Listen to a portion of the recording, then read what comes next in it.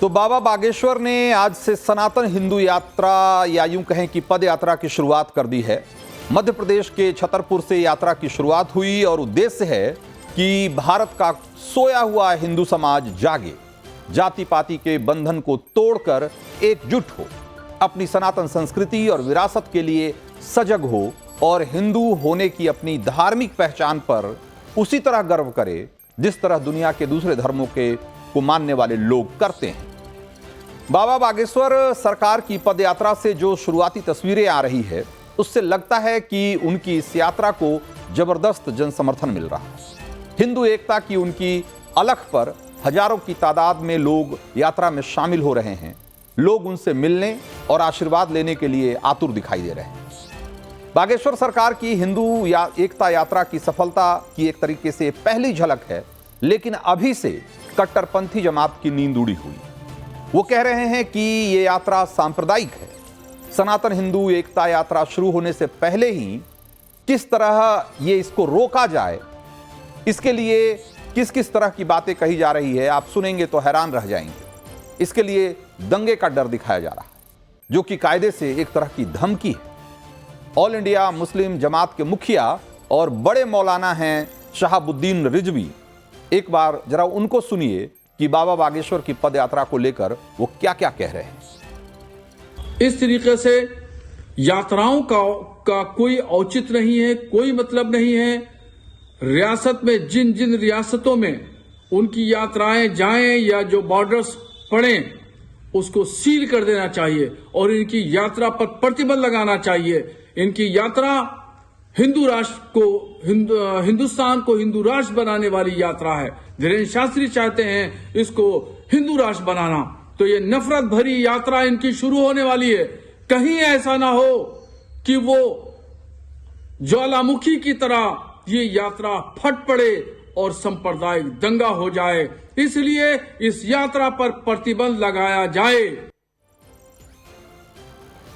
तो जिस देश में हिंदू बहुसंख्यक हैं, वहां हिंदू पहचान से जुड़ी यात्रा निकालना सांप्रदायिक कैसे हो सकता है और उससे भी बढ़कर उसको खतरनाक कैसे बताया जा सकता है?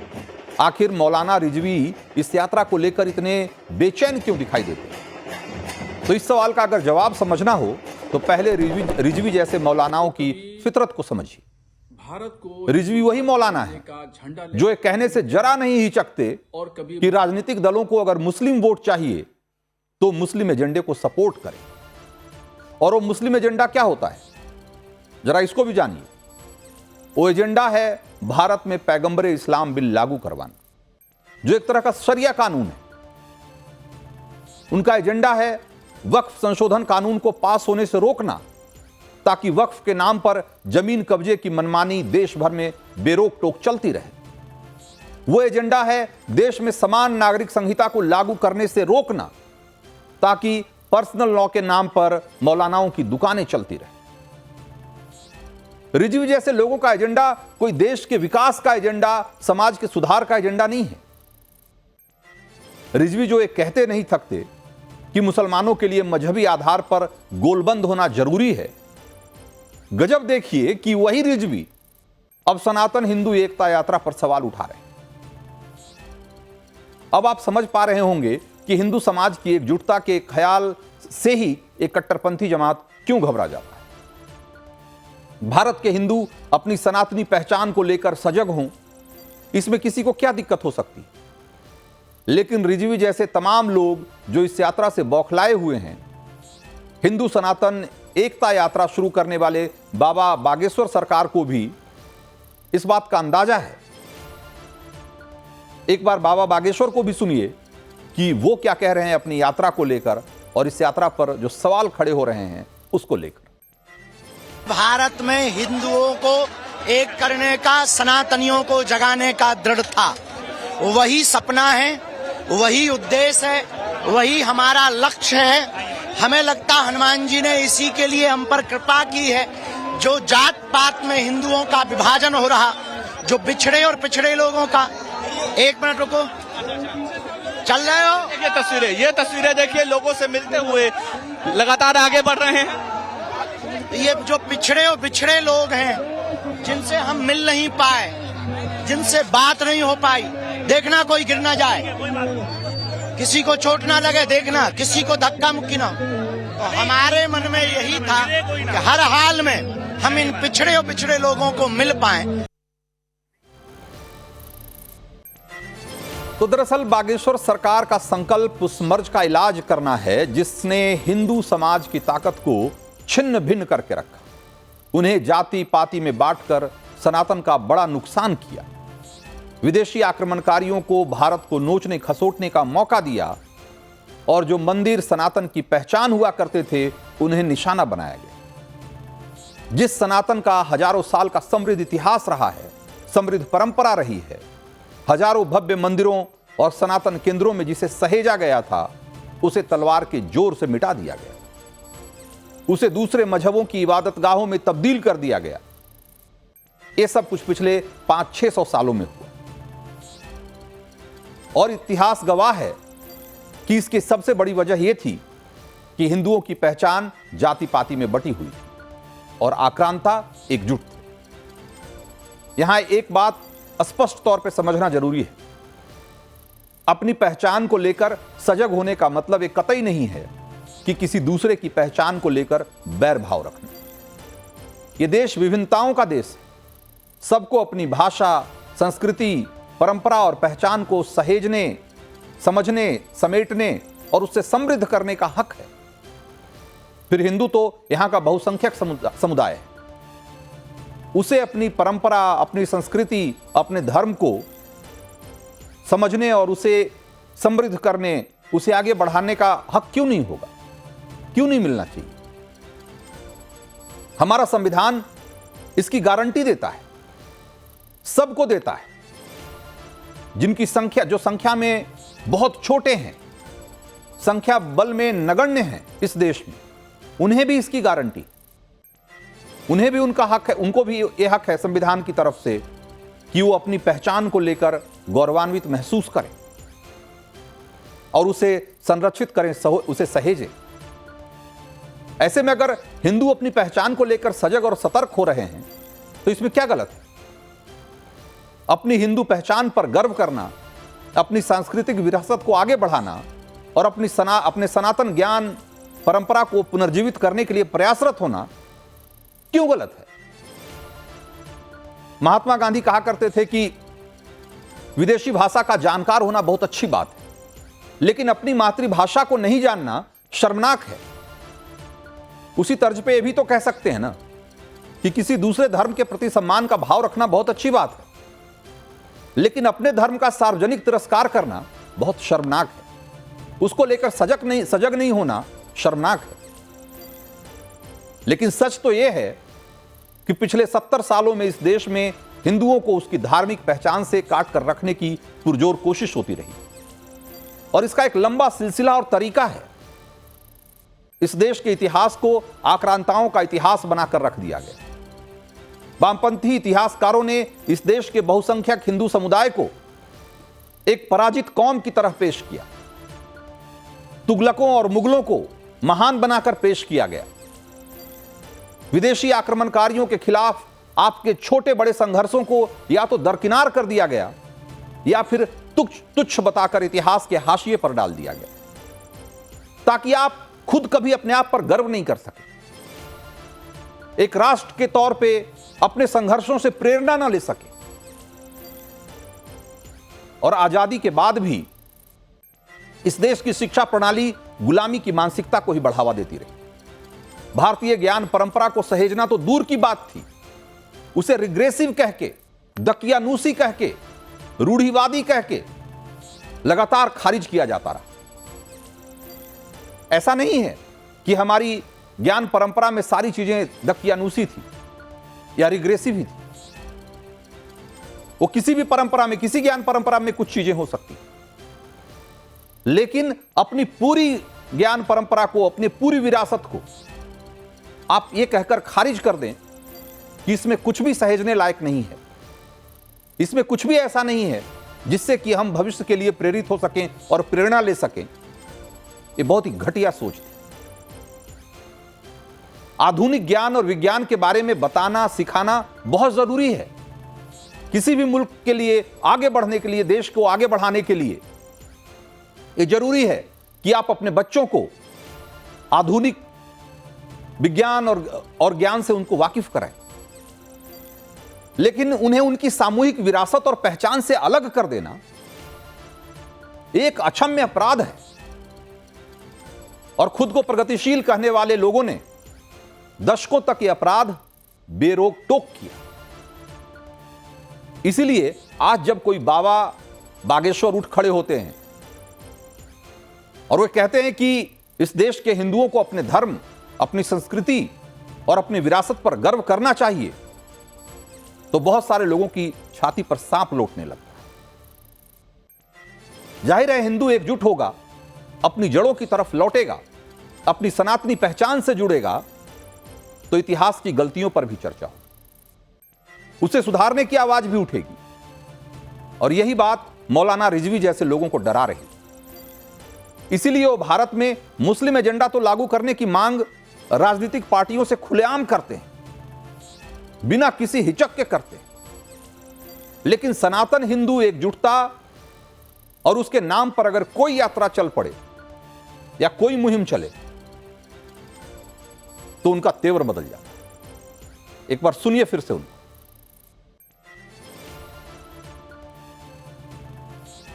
वो कभी भारत को हिंदू राष्ट्र बनाने का झंडा लेकर के घूमते हैं और कभी मुसलमानों को वो धमकी देते हैं और कभी वो अपने आश्रम में धर्मांतरण का काम कराते हैं।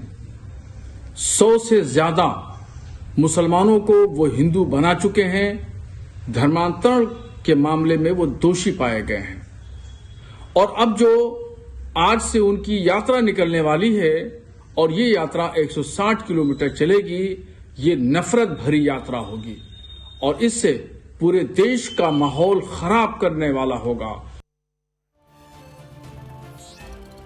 तो मौलाना रिजवी बागेश्वर सरकार पर नफरती एजेंडा चलाने का आरोप लगा रहे हैं।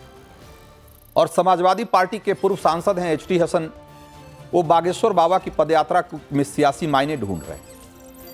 एचटी हसन तो यहां तक कह रहे हैं कि सीएम योगी की तरह बागेश्वर सरकार के मन में भी कोई राजनीतिक सपना पल रहा है।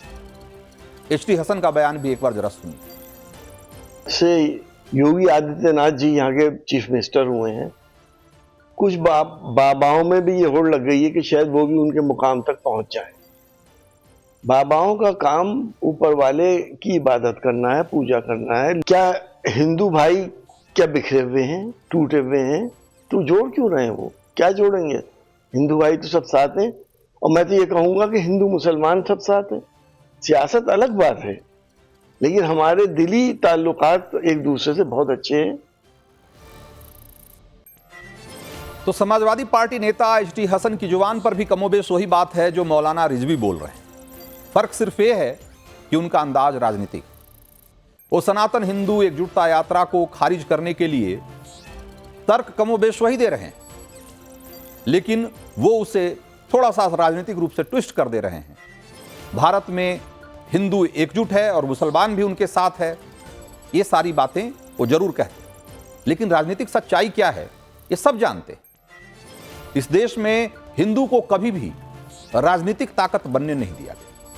उसे जाति और संप्रदायों में बांट कर रखा गया ताकि वो अपनी सनातन पहचान को लेकर कभी भी सजग न हो। लेकिन आज जब हिंदुत्व इस देश की राजनीति के केंद्र में आ चुकी, तो हिंदुओं को बांट कर राज करने वाले लोग परेशान हैं। योगी आदित्यनाथ जैसे नेता इस बात को बहुत बेवाक तरीके से कह देते हैं और मंचों से कह देते हैं। एक बार योगी आदित्यनाथ का एक ताजा बयान सुनिएगा। याद करिए, 500 वर्षों से सनातन धर्मावलंबी अयोध्या के लिए आंदोलन करता रहा। लाखों की संख्या में मारा गया, बलिदान हुआ। कई पीढ़ियां केवल एक संकल्प के साथ कि अपने जीवन में एक ही संकल्प था कि मैं अयोध्या में रामलला को विराजमान होता हुआ देख लूं, लेकिन वे अपने उस संकल्प को मूर्त रूप लेते हुए नहीं देख पाए। लेकिन जब पूरा समाज एकजुट होकर के लड़ाई लेता है, एक भाव के साथ बोलता है। एक साथ एक प्रकार की सरकारें केंद्र और राज्य में आती हुई दिखाई दी और एक साथ आई। जो समस्या 500 वर्षों से समाधान नहीं हो रही थी, मात्र 2 वर्ष में उस समस्या का समाधान हो गया, मात्र 2 वर्ष में।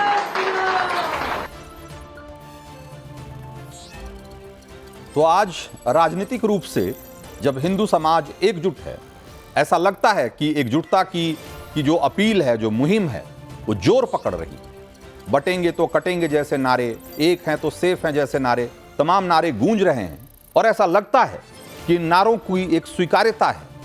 तो बहुत सारे लोग बेचैनी में। जरा एक बार विद्यानाथ झा का रुख करते हैं, हमारे सहयोगी, जो कि इस समय जो यात्रा चल रही है बाबा बागेश्वर की, उस यात्रा को कवर कर रहे हैं। विद्या, बहुत सारे लोग आरोप लगा रहे हैं कि ये यात्रा नफरत वाली यात्रा, ये देश और समाज को बांटने वाली यात्रा। आप आज सुबह से इस यात्रा से जुड़े हुए हैं, आपको क्या दिखाई दे रहा है?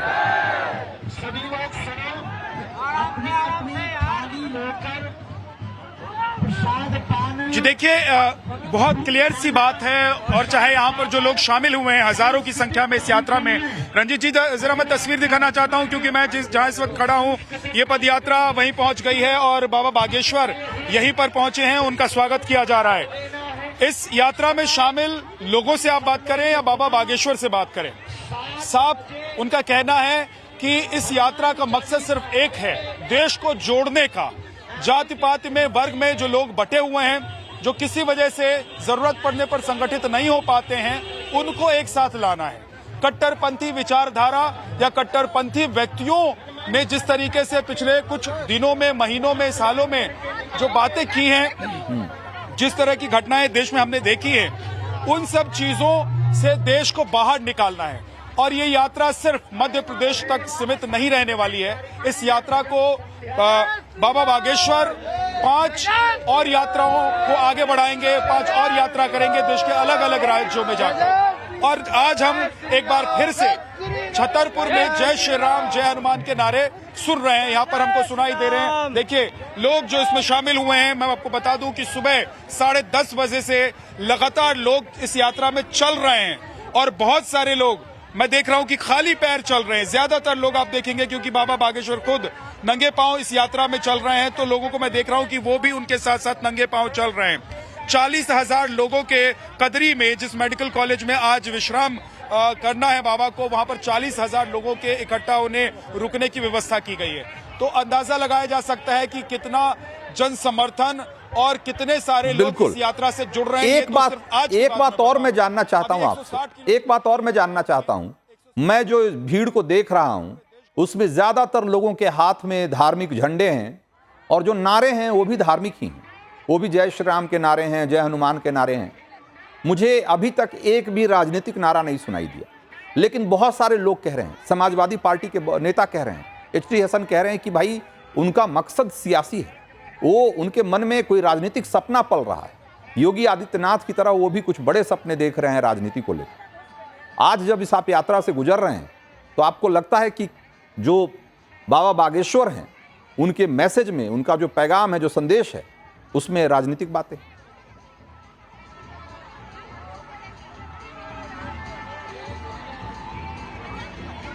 मुझे लगता है कि बाबा बागेश्वर अगर देश के किसी भी हिस्से में आज जाकर चुनाव लड़ना चाहते हैं तो वो बड़ी आसानी से चुनाव जीत सकते हैं। जन समर्थन कितना उनके पास है ये सब जानते हैं, ये किसी को बताने की जरूरत नहीं है रंजीत जी। लेकिन एक डर जो बाबा बागेश्वर के विरोधी हैं या जो हिंदू राष्ट्र के विरोधी हैं या फिर सनातनी जाग जाएं, इसका विरोध करने वाले जो लोग हैं, उनके मन में है कि अगर बाबा बागेश्वर ने मध्य प्रदेश से निकलकर बाकी राज्यों में भी इस तरह की यात्रा निकाल दी तो फिर देश में सनातनी एक बार जाग जाएंगे तो उनकी दुकान बंद हो जाएगी। लेकिन जो आप कह रहे थे कि यहाँ नारे जय श्री राम के सुनाई दे रहे हैं, जय हनुमान के सुनाई दे रहे हैं, लोगों के हाथ में भगवा पताका है, मैंने एक भी व्यक्ति के हाथ में एक डंडा तक नहीं देखा है। तो ऐसे में जो लोग विरोध कर रहे हैं इस यात्रा की, जो लोग कह रहे हैं कि इस यात्रा को रोक देना चाहिए, जो ये कह रहे हैं कि ये यात्रा राजनीतिक है, उनको जरा यहाँ की तस्वीर आकर देखनी चाहिए। और बड़ी बात यह है रंजीत जी कि आज दिग्विजय सिंह के बेटे इस यात्रा में जब ये यात्रा शुरू हुई तो वो शामिल हुए। उनसे जब पूछा गया कि इस यात्रा में वो क्यों पहुंचे हैं तो उन्होंने कहा क्योंकि वो सनातनी हैं। तो हर किसी को ये महसूस हो रहा है, चाहे वो कोई राजनीतिक पार्टी का व्यक्ति हो या कोई आम व्यक्ति हो, हर किसी को ये महसूस हो रहा है कि सनातनियों को जागने का, सनातनियों को जागृत करने का या फिर एक तरीके से आंदोलन चलाने का काम अगर बाबा बागेश्वर ने शुरू किया है तो उसमें शरीक होना है। लेकिन कुछ लोगों को जिनकी तकरीरें आप सुना रहे थे, जिनके बयान आप दिखा रहे थे या जिनके बारे में आप बता रहे थे, उनको इस बात का डर है कि अगर देश के 125 करोड़ से ज्यादा सनातनी जाग जाते हैं तो उनकी न सिर्फ दुकान बंद होगी बल्कि कट्टरता की जो लगातार दिन रात सुबह शाम वो बातें करते हैं वो बातें भी वो नहीं कर पाएंगे, क्योंकि उन्हें पता है कि फिर उनको जवाब मिलना शुरू हो जाएगा। बिल्कुल। बहुत बहुत धन्यवाद आपका विद्या इस जानकारी के लिए। तो जो विद्या ने जो तस्वीरें दिखाई और जो बातें कही, एक बात तो स्पष्ट है कि इस यात्रा में कुछ राजनीतिक लोग जरूर आ रहे हैं और हो सकता है ये 9 दिन चलने वाली 160 किलोमीटर की यात्रा में और भी राजनीतिक लोग जुड़े, लेकिन इसका मकसद राजनीतिक है या इसका पैगाम, इसका जो संदेश है वो राजनीतिक है, ऐसा कहना एक तरीके से मुझे लगता है कि अपने आप में एक अलग तरह की राजनीति, और यही राजनीति इस देश में लंबे समय तक चलती रही है। और आज जब सनातन या यूं कहें कि हिंदुत्व एक स्पष्ट और मजबूत राजनीतिक ताकत के तौर पे न सिर्फ उभरा है बल्कि स्थापित हो चुका है, तो बहुत सारे लोगों को लगता है कि उसकी शरण में जाना ही शायद समझदारी है। और इस संभवतः इस चक्कर में बहुत सारे लोग जो कि हो सकता है कि जिनका रिश्ता अलग अलग राजनीतिक विचारधारा और अलग अलग राजनीतिक पार्टियों से होगा, वो भी इस यात्रा में शामिल होंगे। लेकिन इस यात्रा का मकसद कोई राजनीतिक है, इसका मकसद कोई पॉलिटिकल गेन या किसी तरीके से राजनीतिक रूप से खुद को स्थापित करना है। मुझे लगता है कि ये भी अपने तरह की एक राजनीति है जो इसके नाम पर की जा रही है।